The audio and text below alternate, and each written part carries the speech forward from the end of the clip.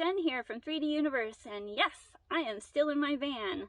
I have been converting my Dodge Grand Caravan into a mini camper van so that I can go explore this summer in the Pacific Northwest. I am really interested in making sure that my tiny little space stays clean and organized. So I am going to check on Thingiverse and see if I can find some hooks that I could 3D print that might attach to the back of this seat so that I can make myself a nice little organizer space with some hooks where I can hang some bags that maybe I put my charger cords or my toiletries or maybe some kitchen utensils in.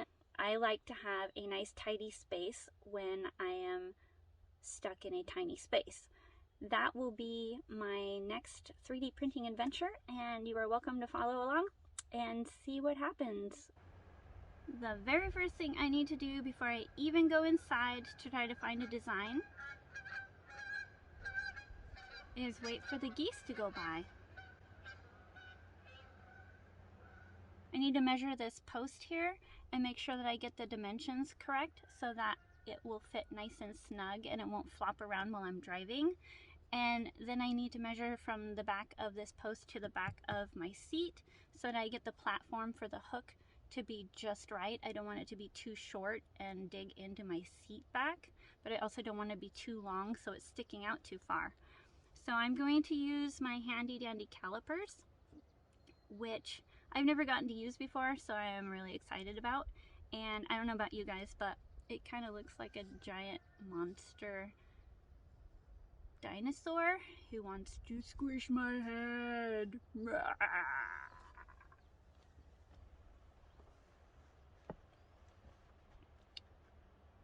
I'm not weird. You're weird. Let's measure.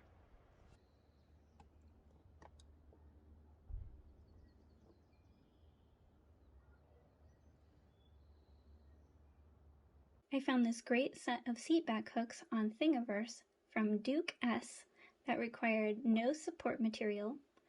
Then I adjusted my layer height so that my print would be more smooth and stronger. I adjusted my printing temperature and build plate temperature so that it would accommodate the material I was using.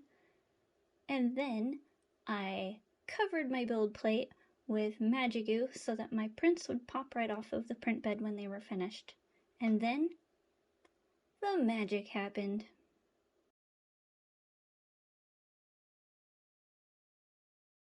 Once they were finished printing, I got them off of my printer, took them out to my car and assembled them, and then attached them to the back of my seat.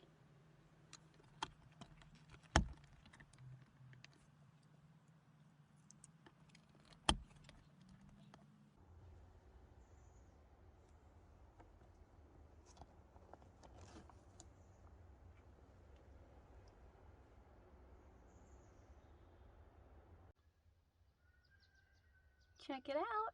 My 3D printed hooks for the back of my seat are doing their job. I'm using the colorFabb HT materials for these.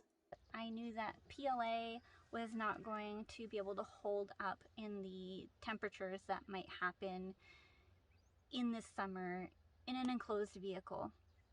I know that the Pacific Northwest doesn't generally get that warm, but every once in a while, on a Tuesday, when you can't actually go outside and do anything because you have to work, it does sometimes get over 80 degrees and your car gets really warm. So, colorFabb HT is my friend. Yes, I could have gone on Amazon and ordered some back of the seat hooks for about $4 or $5, but with 3D printing, it cost me $3.20 in materials to make it. I downloaded a file that somebody else was gracious enough to share after they had made it for themselves online in the open source community, told my 3D printer to print it, went to bed, woke up, and it was waiting for me the next day. Versus ordering online, having shipping costs, a whole bunch of shipping materials that I will have to recycle, and paying for gas for somebody to drive it to my house. I think 3D printing wins in this scenario. Thank you for watching. Please subscribe if you are interested in following along on my adventures and seeing what else I come up with that I can 3D print, laser cut, and maybe even vacuum form to put in my van that will make my van life experience that much more awesome. If you're interested in 3D printing or laser cutting, please visit our shop at shop3duniverse.com. We are happy to help you and look forward to hearing from you. Until then, vroom, vroom, vroom, vroom, vroom.